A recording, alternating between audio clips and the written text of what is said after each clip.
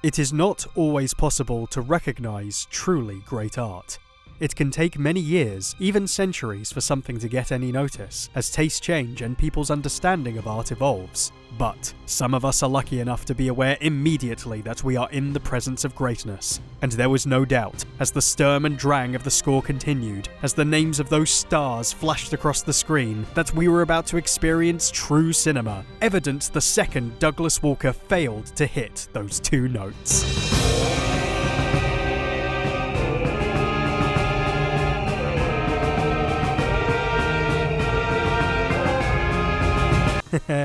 Oh god, is he being ironic? Does he mean it? Does he hate Doug? Does he like him?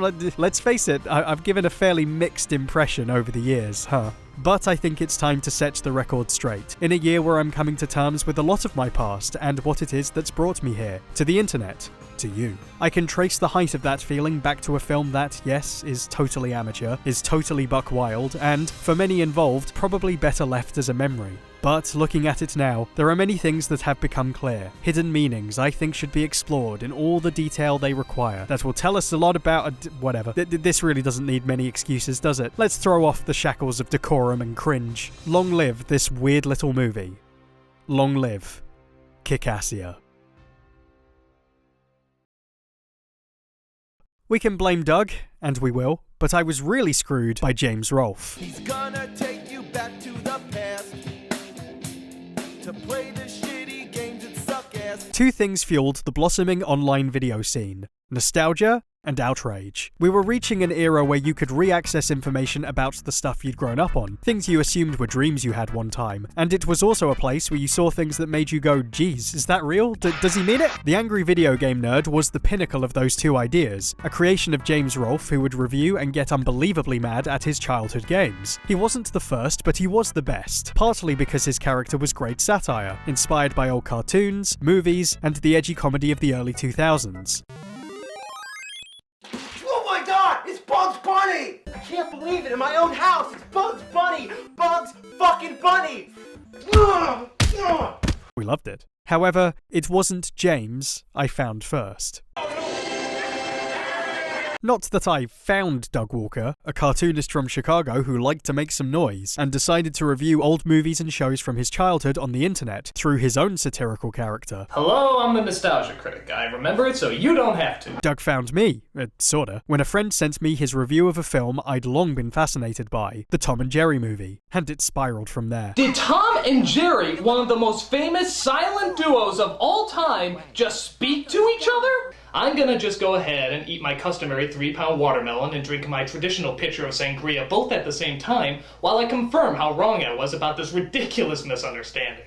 What do you think I am, a dummy? You said it. Holy crap! You have to understand, nobody else was doing this. For a lonely dork like me, there was nobody to talk to about all these films I was trying to go back and remember, having left so many questions. Why didn't my parents like Ferngully? Weren't those weird films by Disney? What was that all about? What in God's name was this? Doug was there to provide the answers, in his own way. I suddenly had access to all this information for free, including films and shows I hadn't seen, or American cultural references I never understood before. This was a time where you either owned movies and shows, or saw them when they happened to be on TV. But when you watched a review like this, you were getting to see the thing by proxy. Apparently they're half human, half fish people that evolved over time, and everybody hates them. Accompanied with satirical commentary that either expressed your thoughts you had growing up, or went some way to explaining what everyone else thought. I'd heard a bunch about the Super Mario Bros. Movie, but I'd never seen it. Now, through Doug, I sort of felt like I had. He does this by using a rock from a meteorite that hit Earth thousands of years ago that Daisy apparently keeps around her neck, or some shit like that. I don't know, I'm usually asleep at this point. This is obviously not the best way to experience anything, and much later I would learn not to take someone's online opinion as gospel, especially in a format that could easily mischaracterize a subject. This is so much more baffling than he made out, but Doug was still interesting. Like James, he used a persona to vent his feelings, one designed as an exaggeration. Someone who wanted to start looking professional, but then sort of got lazy halfway through.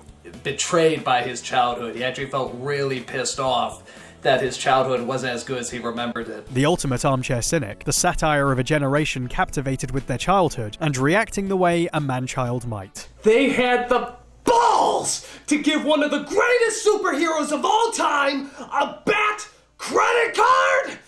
No!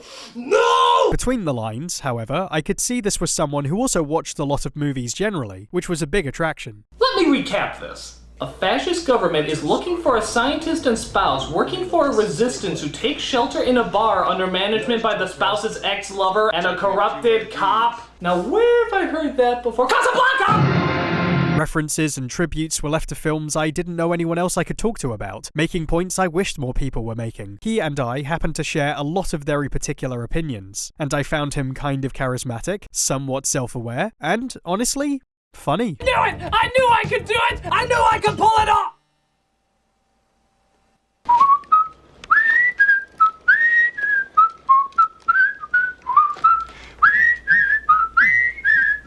You think you're about to achieve enlightenment. The pearly gates of knowledge are opening up, and all the secrets of the universe are about to be revealed. But no! All you're thinking about is... Did every joke land? Has it all held up? You'll be the judge. There were certainly off-color jokes even then I felt were catering to what they thought was expected of the time. A lot of screaming and yelling, and as we learned more and more about his particular point of view, there were certain absolutisms he'd throw around we'd end up finding questionable. Liar revealed! Still, this was a guy putting out a video every week, throwing jokes against the wall, some of which hit, others not. And I'd say the yelling was a little less forced in the early days when he wasn't trying to outdo himself constantly, later trying to downplay this. This princess is a girl? You sure you want to continue with him being the protagonist, movie? You still have time to switch. I'd much rather see what the father's doing at work. He'd even shake up the format to try and keep it fresh, like doing a review in silence, or in rhyme, or as a parody of Hunter S. Thompson. Father of fuzzy journalism. Sure, there's a lot of lol random nonsense or try-hard edgy humor, but there's still a few bits that play on my mind. Cry, Santa, cry! We all love Santa! Santa Christ! I'll save you!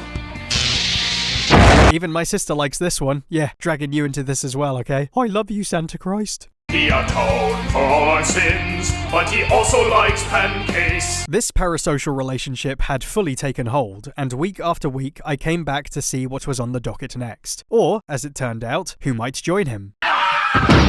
What we didn't realise was that Doug was developing a business, introduced to folks who were planning to try and expand his website through other creators, and both he and James had inspired a lot of fellow hobbyists who were more than happy to sign up. It was very deliberate that, when creating a competition looking for a contributor to talk about nostalgic films and shows mostly aimed at girls, 3 winners were chosen. Oh, if Doug is vouching for them, we should probably watch them too. That became the hustle, recruiting more critics and getting us to notice their content, which exploded when Doug and James finally began to take notice of each other, and then to meet in real life.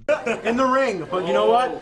My ring's outside. Let's do it! Yeah! You might not realize how huge this was. The logistics of crossing over these actual people back then was nuts. Still don't know who the fuck this was, and you can imagine the reaction when it expanded to include everyone else on the site. Obviously, taking on Nintendo Smash Bros. As inspiration, the first year anniversary brawl cemented the idea of the site as a collective, and ruined that theme for me forever.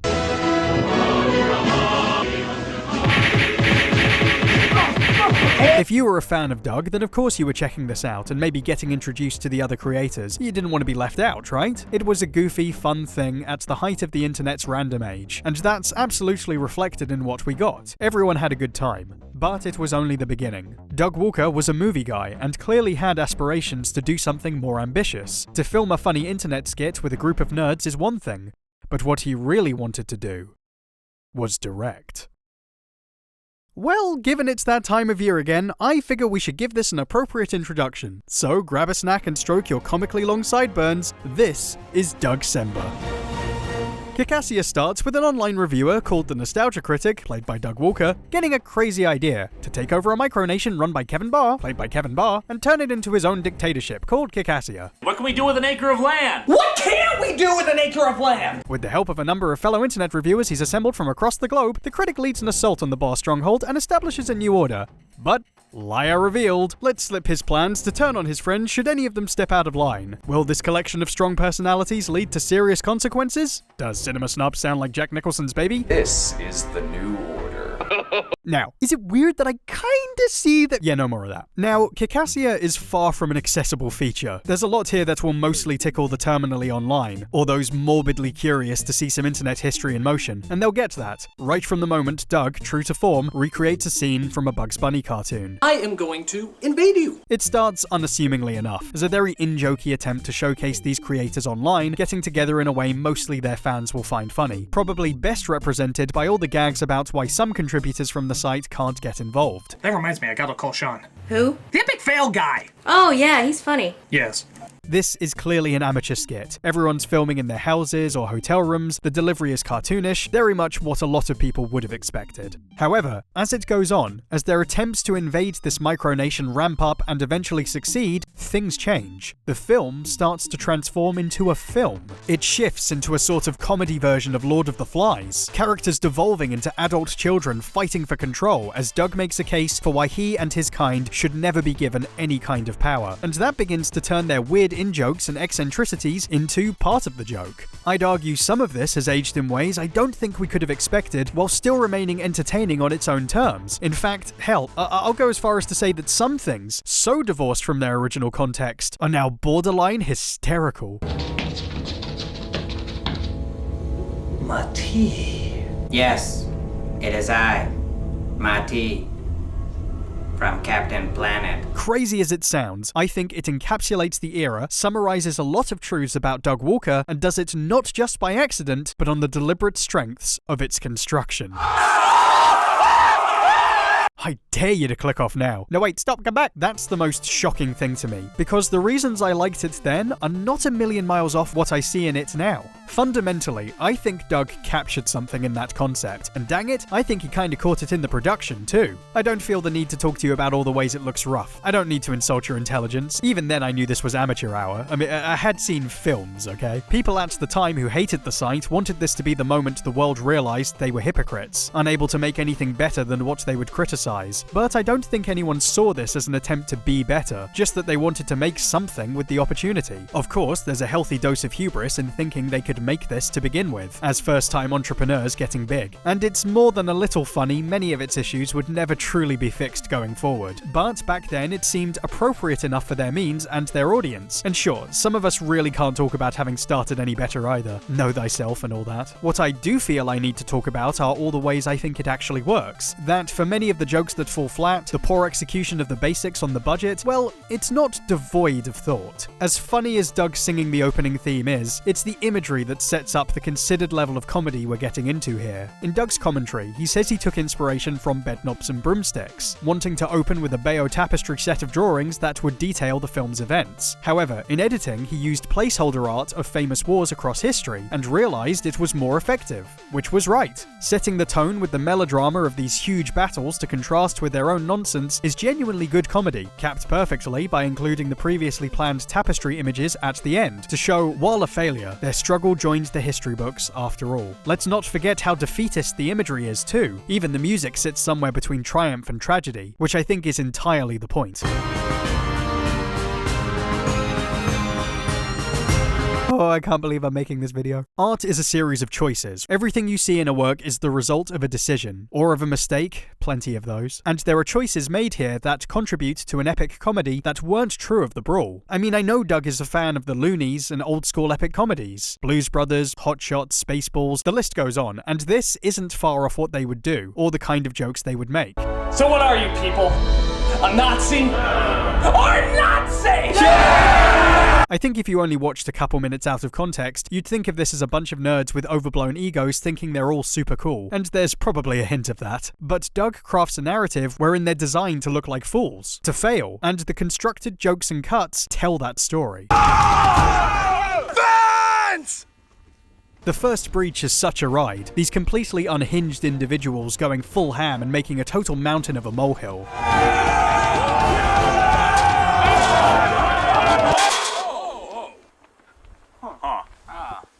Footstool! The success, the first man over the fence. There's a planned sequence to the invasion that makes what on the page could just be, and then they storm the stronghold, into specific moments playing off everyone's assigned persona. A war movie was a good vessel for this, to show everyone doing their bits while contributing to a single narrative, satisfying the demands of the site and the fans. I don't know who this is, but there's something hilarious about them going Super Saiyan purely by nature of not being a still picture anymore. That's just someone in a shirt, and they made them terrifying. Maybe they're just that way. But nevertheless, with the epic battle over and victory at hand, there's a feeling that things aren't going to work out, that the film is now baiting something more than we expected. I shall build a table, a round table, so that everyone can look each other in the eye. Well, that's a good idea. It's like everyone's equal. Yes, and I shall be elevated above you in a rocket chair, a magnificent rocket chair, so I can look down on all of you and see just how equal we all are. We're offered the classic question of what will happen next. For we have given birth to the greatest nation ever known. We have given birth to Kikassia!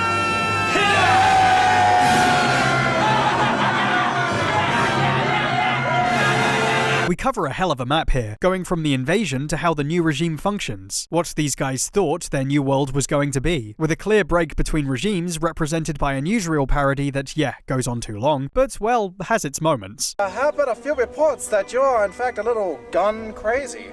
Who said that? You can't take it as a totally unself-aware nerd ego trip anymore. There's no sense that what they've created is an improvement or that Doug is a worthy leader, and the thread where people start to question his plans is where my interest, begins to peak a little, as people start to turn on each other. He won't suspect us, I'll put it very delicately. Everybody thinks you're nuts. Inconsiderate pricks! Why? The banishment of Brad Jones isn't badly told. The court scene's filmed in an interesting way for what it is. All these shots from below with the bodies grouped around them to give it that intense, claustrophobic feel. All in favor? Aye. All opposed? Nay. Too bad I'm in charge! Guilty! The scene still kind of grabs me, honestly. There's something about what's going on here. Everlasting being banished for forever! Forever! You are to be banished forever! Oh, good. I'll pack a lunch. I'm mad I never thought to do something like this. It's pure gonzo comedy that could only work with this group. Nobody look at him! Ignore all the terror that he has brought to our good nation! Certainly, Kikassia is a string of jokes, but in the same vein as the absurdist films it pulls from. I'd say it even has a better through line than some, probably thanks to a combination of ambitions Doug wanted to bring to his first feature. First films have an energy to them you can't recreate, the same reasons I think the early RLM films are so enjoyable, and real talk, this puts them more on a level than I think they'd ever like to admit. Sorry lads. There's an energy here alright. Call it cringe, but these are folks high off their fumes taking big swings. It's all too entertaining to ignore, and naturally, that's led to many unexpected fumbles during the production that, I dare say, were worth the risk. You know one thing that makes this? Location. Boy oh boy, does actually shooting in a place as wild as Molossia do so much of the heavy lifting. There were a lot of troubles that came out of the choice to film here, as well as their own faults of not having any real production or standby crew. And the cast took some knocks for it, getting heat strokes or serious injuries that wouldn't be okay on any professional set. I'm alright. This even led to a Ken Burns-style parody where the cast act like it's recounting journal entries of horrific events from a civil war. And you know what? That's not too bad either. Our march to Molossia has been fraught with misfortune. Already we find ourselves stricken with hunger and sickness, and already there is grumbling among the men about the leadership of this war. They bring us out here to shoot 12-hour days, but don't supply us with any coffee. What swill I have found is the kind that makes your stomach churn, like those grits and bacon you made that one time. Doug continues to descend into madness. He has accused fire ants of shuffling too loudly, and he beat me with Linkara's helmet for not holding the camera steady enough. But the point is, they still went out and did it, and the result is a heightened setting that gives it flavor. There's something otherworldly to watching these nerds stomping around an actual desert nation, with this weird guy at the center of it all, who's in the damn movie. This makes the use of his real house as the stronghold kind of raise the surreality of it all, when Doug takes control. A tin pot dictator sitting around a normal-ass living room with the Annie collection in the background, apparently. Being there makes all the difference, and it's funny how the bigger the site, cast, and ambitions got, the more safe they chose to play their locations, to the point where their last crossover film feels unbearably small. We'll get to those. I think everything is about the right size. The budget, the space, and especially the cast was a tight enough collection of contributors that everybody gets enough to do or be memorable. The obvious caveat being any actual acting abilities are, well, I'm not going to be mean. Some feel the cast was slighted in being made to act more like Doug, and sure, he pushes for a very particular and perhaps grating style of behavior, but I think it's tempered to a point that we can see everybody's strengths on this one, enough as possible, anyway. Obviously, there's a hierarchy to who gets the most prominent spots, one that continues to play out today. There are those who think Lindsay's a genius for looking like she doesn't want to be here. There are those who think she's a genius for breathing. I'm not going to ascribe any more opinions to the poor woman without her comment, but I will say she's quite fun playing a politician we definitely don't talk about anymore. You've had foreign policy experience with Nevada. You betcha. In what way? Well, if you look right outside, Nevada's right out there. You can see it from right here. If Lindsay was second chair, Lewis was definitely third, the comic book fella who was big on crafting his own mythology for his review show, and made sure to get that into the movie. No strategy for this. Plus, he's my arch enemy.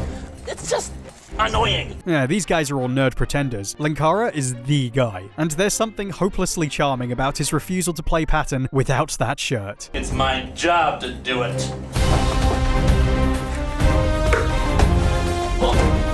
Alright, troops, here's how it's gonna work. We're gonna hit him during the day. You can't stop him. He's a weird presence, an ethereal force. He might actually be magic. And he's living the dream. You'll see him as a fat cat dictator with a stogie. Where else? Nowhere. Spoonie was popular outside of the site, and with so many people taking on frontline roles, I kinda love that he brings his own dynamic as the nuclear option, haunted by a repressed personality from his own show, and who can only be spoken to in melodramatic trailer shots. Sometimes we all need to give in to the madness. Listen to your senses, man!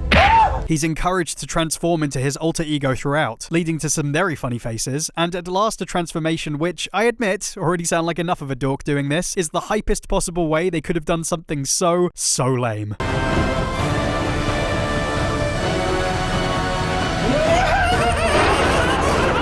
And not to get too deep into Spoonie lore, but anyone who thinks Dr. Insano should be a separate person is like, come on. I like the implication that Spoonie is and always has been Insano, that making online reviews has driven him off the deep end, emphasizing yet again why it's a terrible idea for this group of people to run their own nation. Oh hey, you gave in to the madness. That's awesome. I'm sure lots of fans at the time were baffled and annoyed by why a mad scientist using his fists was the decided method of combat, but for practical reasons, it's kind of the only option. We couldn't really bring... I would love to have rolled up in there in a tank or something like that. Still, it was kind of good having a win here. Besides, I felt satisfied enough at the attempt to make up for it in the second half, ridiculous as it is. A superconductor electromagnetism is nothing compared to science! But it is science! Well, I'm science here! Oh jeez, how out of all these guys was he the site stud? But in spite of the emphasis placed on the top contributors, I think we walked away with a good impression of everyone. I feel Mars Girl and Phalus have some fun roles. 8-Bit Mickey and Handsome Tom are weirdly funny for just existing. Benzai, who oddly enough I've met, steals the show just by the way he looks in some shots, has maybe the most underrated delivery in the whole thing. Serious now? What's up?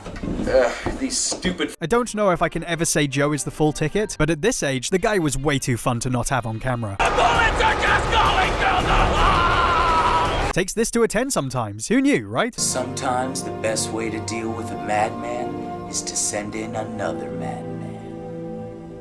That's a stupid plan! Exactly! A stupid plan for a stupid man. Are you high? At the time, I didn't think they were master thespians, but there's something about making them characters within this framework that made me more open to checking out their stuff, and putting, well, way more stock in their opinions than I might have. Or at least acknowledging they exist more than I would've. Rolo T is, like, great in this. Everyone's cast to type, even if their usual personalities aren't like that. Anyone who saw even a fraction of Film Brain's videos knows he wasn't a little weaselly Randall. But as the youngest member of the site with a lot of energy, he kind of has to be the toady to the critic, and his enthusiasm to be there clearly rubbed off on set. Hey guys, what am I? Santa Christ! No! The sense of fun, as coloured by Doug's preferences, made everyone feel connected, and I think put across a positive feeling towards the site and what it did best for its fans. Even the big cameo representing its main export, the only way they'd learn to win this war. Travel in through the back, then then Monty will come in through Messina. Wait, you can't travel that way. The countries have to be connected. They do? I thought you needed dice for this. Do you? No, guys? Glad you asked. You got your deck of 56 risk cards, 3 red dice, 2 white dice, 6 sets of colored armies, and of course your game board, because every board game has a game board. And I gotta say it, I think Doug's great in this. President Nostalgia Critic. Greetings, Chris. Don't know what it is. There's something about him as the clueless dictator that's like perfect. Can't think why. The whole system is out of order. I am the system. I know you're the system. That's my point. I know it's your point. It's just that when you say that I'm out of order and the system's out of order, it's kind of redundant. The impression of Raul Julia's M. Bison was purely down to an in-joke, sure, but it was the right choice. A high-profile enough character that an online nerd at the time would think was cool, and offering a look that works outside the reference, and the voice is just way too funny. We shall charge for tourism.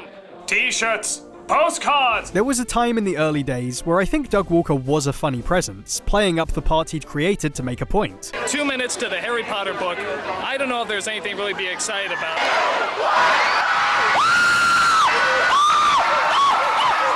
And Kikassia genuinely feels like the apex of that, where he's able to make a film that mocks all his worst traits and deconstructs his job. The criticism that others are written to sound like Doug or that this is the Doug Show kind of belies the fact that Channel Awesome was built on Doug's influence, and feeds into what becomes the failure of Kikassia as written. It's as though attempts to escape his life as the nostalgia critic can only be defined by him, taking on the persona of one of his jokes from a film he tore apart, or utilizing a punishment he got from another film he trashed, and then going into a Macbeth-style dream where he has a crisis of conscience about if he can ever leave the critic behind. Remember your roots, critic. Remember your roots! Damn it, Mati!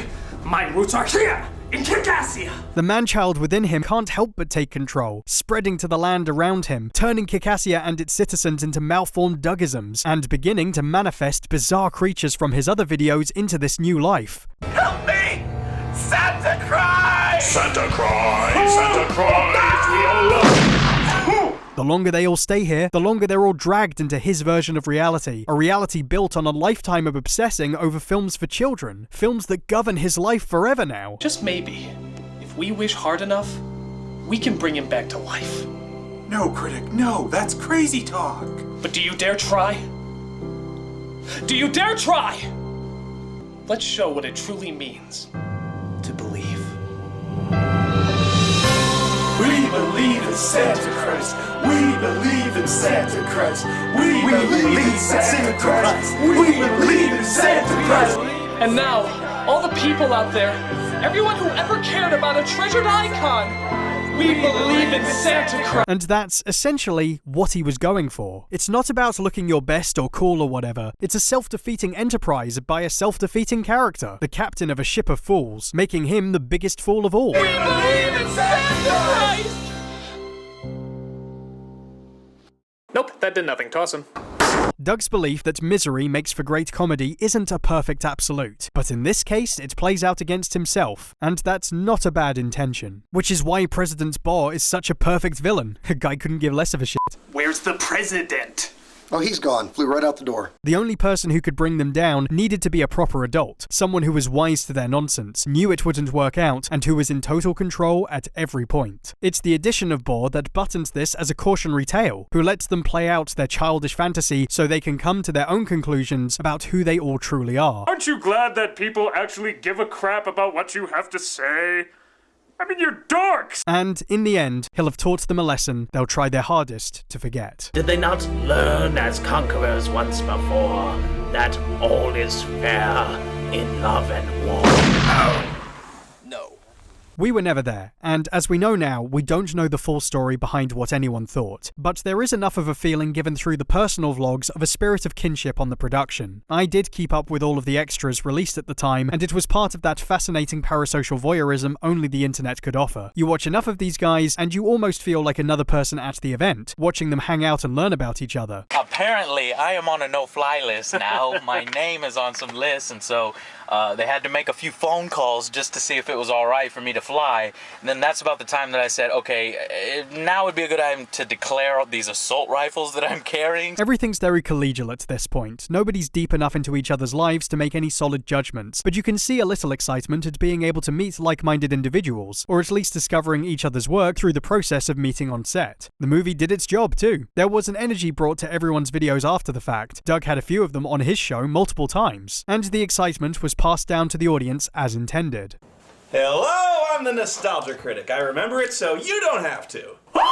This is probably why it was such a mistake to continue growing the site to include so many contributors. If there was ever any hope of becoming a tighter crew, then it needed to be a select group of people who all felt comfortable with each other. Every time you introduce a new member, the dynamic shifts. A select number of slots filled only when other producers left would have kept it to the key contributors and maximized people's investment, both the audience and the staff, instead of becoming overwhelmed. But then management of that guy with the glasses, later Channel Awesome, was not historically competent. Kikassia surreptitiously represents a lot of the site's already growing issues. In fact, as I've kind of alluded to, part of the reason I think it's so ingenious is that it's almost, well, prophetic. Let's really look at this. Let's back off and look at it from inside the shuttle, okay? An online reviewer with ambitions decides he's going to do something outlandishly big, whereby he assembles a group of followers inspired by his work to establish a new venture with himself at the top. They all get specific jobs within that space that they seem happy with until they realize management's not serving their best interests, and that Doug's given up reviewing for the sake of what he feels is a much bigger calling. Film reviews?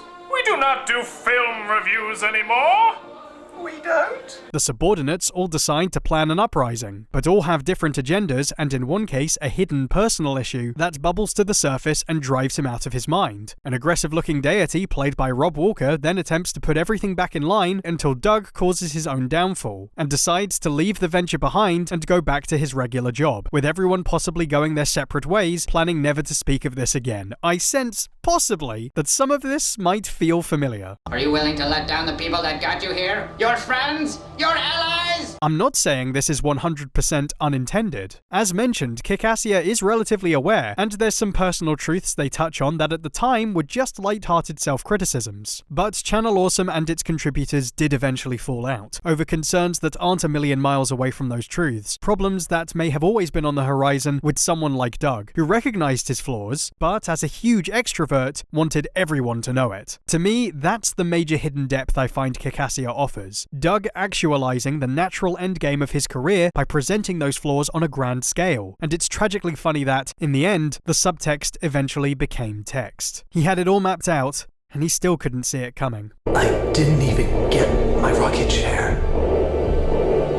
I think that's what keeps me coming back, to check its notes against what really happened, to see if the effects still ring true for us, if not to those involved, who have many good reasons never to return. Of course, I now do find myself returning, for everything mentioned. Ironically, it's a heavy dose of nostalgia that takes me back to a certain time, but unlike his other efforts, Kikassia feels as though it hides an unintentional look at the reality Doug had created, a capsule of the angry review era by someone who was attempting to lampoon that, to show it was a tragedy in the making, and to revel in the complete absurdity of it all with those he took with him. I've always found it too interesting to write off completely, and given how it reflects what would happen, it's only become more potent. Who knew that so many years later, it'd still deliver that kick, to the ass, if you will, swinging at a fence but 10 inches high, in a nation under an overexposed sun. What the bloody hell am I on about? TLDW, I think it had something. Can't say the same for what came next. There's one other thing that you own that the 21st century hasn't given you, and it can be taken away very, very easily. Do you want it taken away? Bill. Dude, what are you on? Because I totally want some.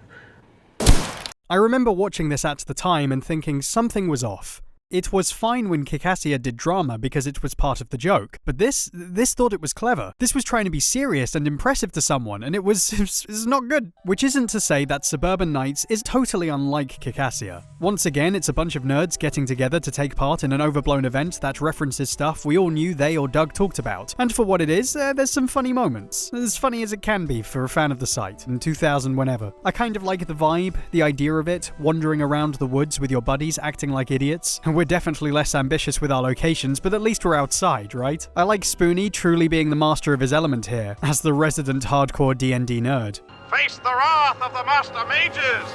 Too magic! Too magic! However, it's also the one where Doug tries to create a serious story beyond anyone's means, with a lot of the jokes they do include not landing in the overdrawn scenes, making more of Doug's friends than of the site's talents. And, unlike Kikassia, I don't think there's much else behind what it has to say. This felt completely overthought. Originally, the movie was based on Mazes and Monsters, a film starring young Tom Hanks where a kid gets too invested in a D&D inspired game and has a breakdown, a big part of the Satanic Panic. That should have been the basis. A handful of nerds going on a quest who all get too involved in their characters only to realize this was set up to draw them away from reviews. I don't know, it just feels like stakes viewers would be more interested in than whatever commentary Doug was going for. I just remember thinking, uh-oh, I'm not invested in this at all. Anytime we're with Doug's group, the laughter dies, and maybe I'm next. And it wasn't, as it turns out, just me. The shoot was infamously troubled, explained in numerous accounts including its behind-the-scenes documentary, and while it was blamed on weather and planning, you have to go to the commentary to find it was also Doug and Rob realizing exactly what I did, that it wasn't funny to them either. Scenes with Team 1 are not as funny, and we both were flipping out, like, what are we gonna do? Like, this, we're filming this, and it's not making us laugh.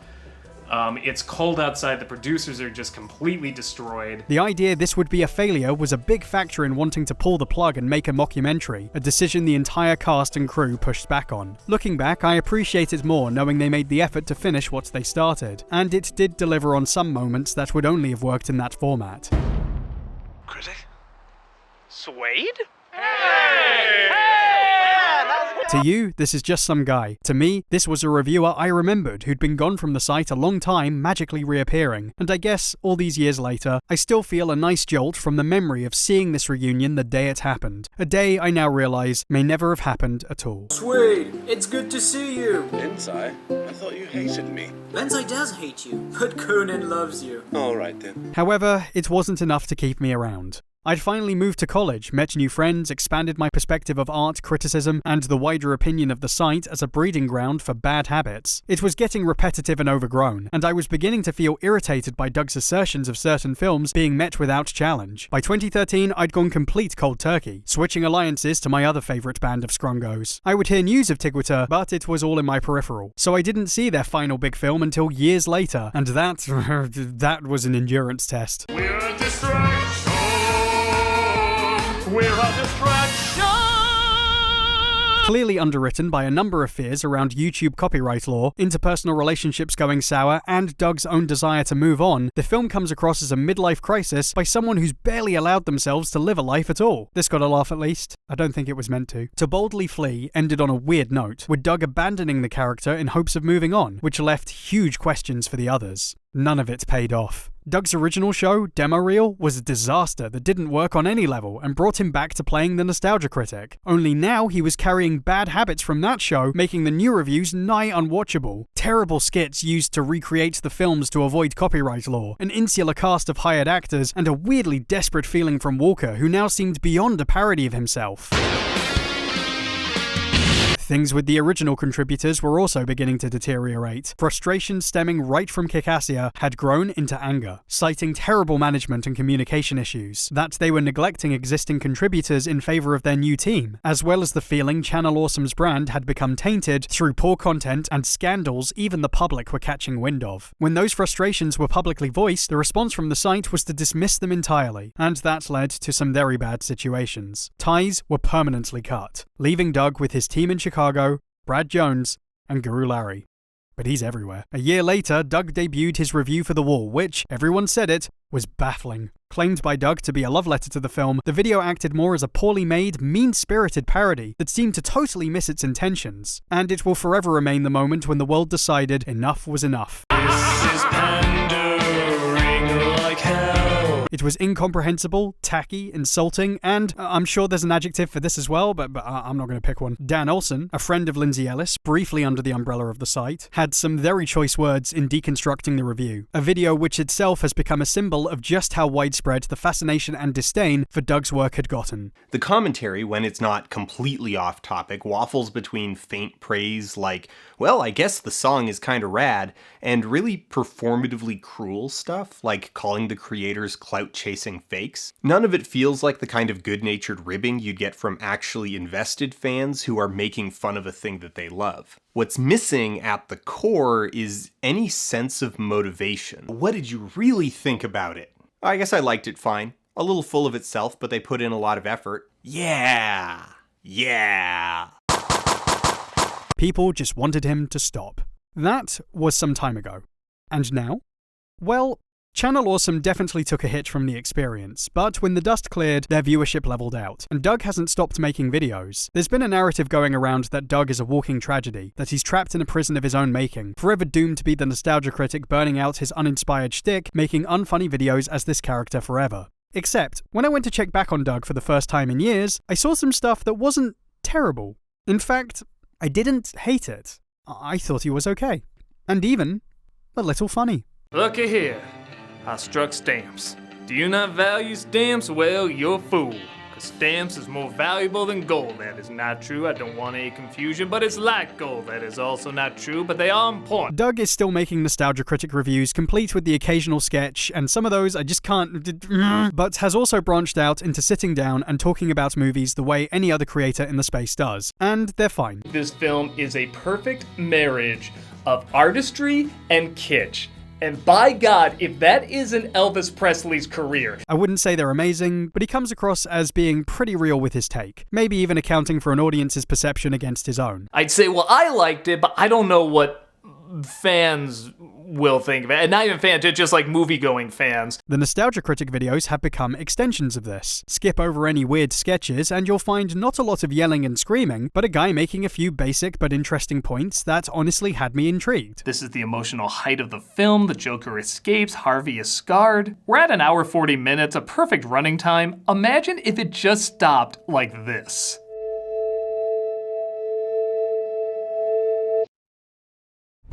In fact, I heard one or two of those points from this review and took them into consideration for my own Don Bluth video. Points I'm glad Doug picked up on. In fact, Americana imagery is sprinkled all throughout the harsher scenes of the movie, like saying the Pledge of Allegiance where Feifel can't enter, Stars and Stripes Forever almost used as a weapon against him, and even at the workhouse the American flag hangs proudly. There's the suggestion that his ambitions have shrunk, stepping back in proportion to what he feels is his place, and well, he seems to be doing okay. Now, am I excusing Doug and Channel Awesome for their mistakes or what their producers went through? No. I will never know the full story. I do not know these people. For me, the document proved there was a shared unhappiness, punctuating how arrogant the Enterprise had gotten, and they needed to be humbled. Resentment was at boiling point, and the channel seemed to dominate with millions of views over many others, something a lot of creators acted up over, myself included. But now, I feel that's past. The landscape of online videos has changed drastically, with many other voices now raised up in a much more competitive environment. Doug fucked up, but I don't think there's anything anyone else can do now, and I find it hard to be as mad as I was. Dan Olsen is a fiercely confident, articulate individual, with a point of view like a sniper I think you'd feel guilty for not sharing, but I admit I don't resonate with him. And part of that was reaffirmed in this summation of Doug's character. Doug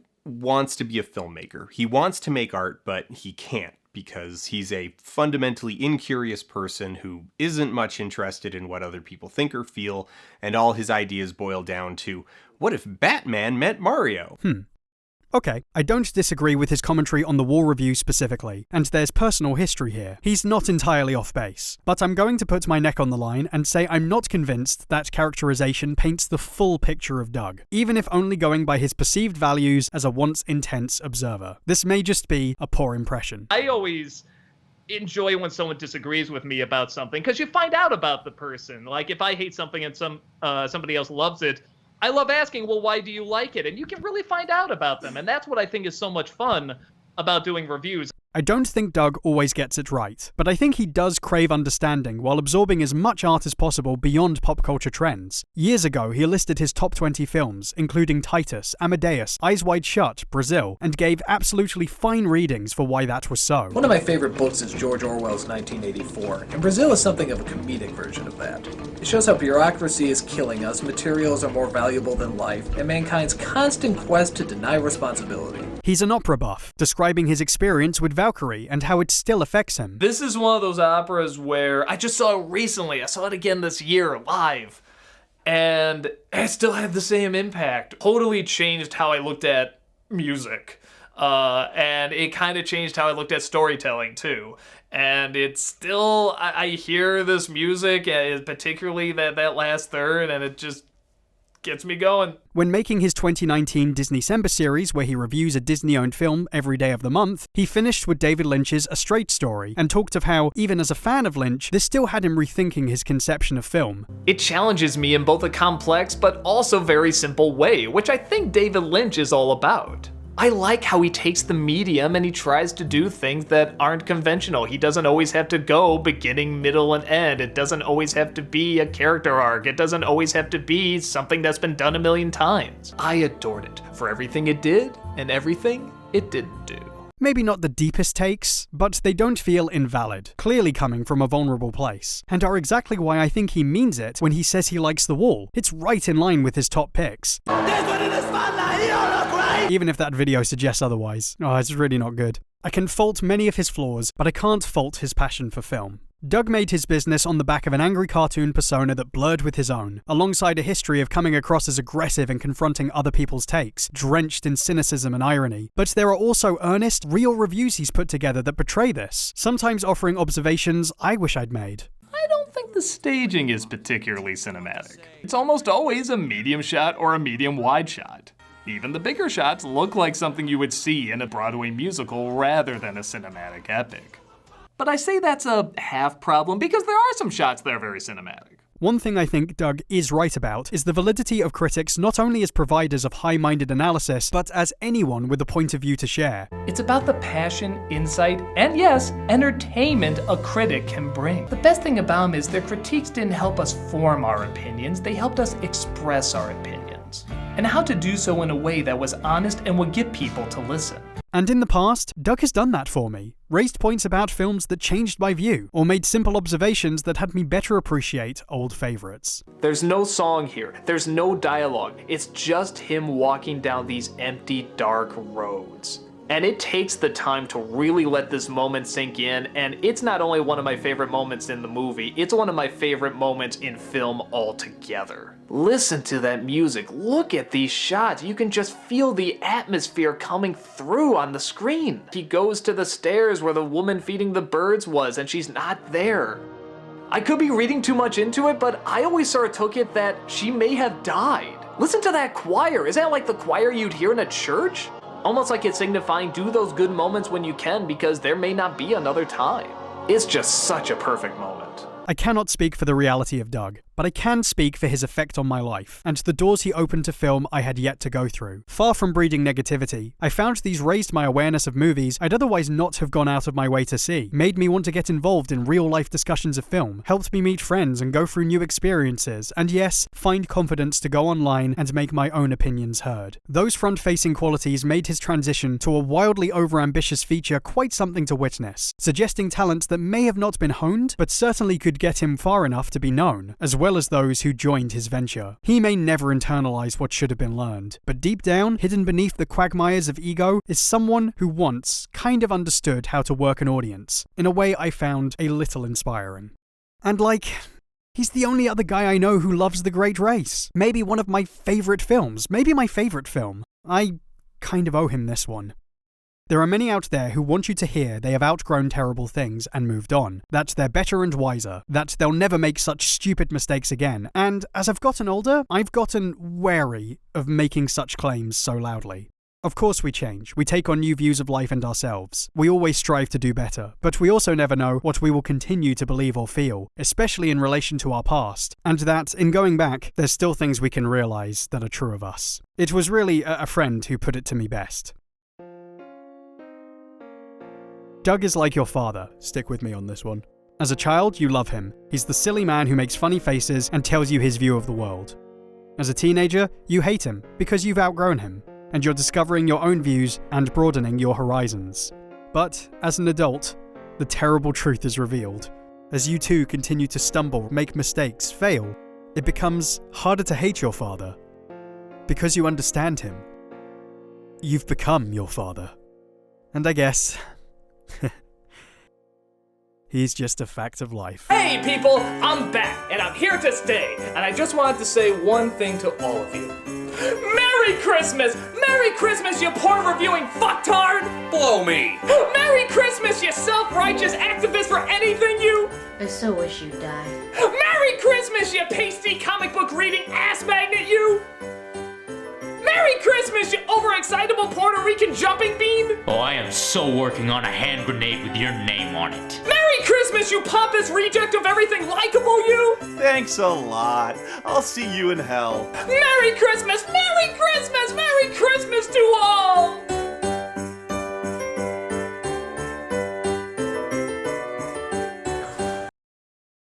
Man, am I interested in how this is going to go down. Thank you for supporting me to this point, and to all of my patrons. I know a bit of a left turn we ended up at on this one, but I kind of felt like I needed to do it. Whatever, we're here now. I feel like this was going to happen eventually. If you enjoyed this, maybe check out my other better videos and wonder how this came to be. I'm going to get out of here before I cause any more damage, so yeah. Happy holidays, everyone. Merry good time. Santa Christ loves you.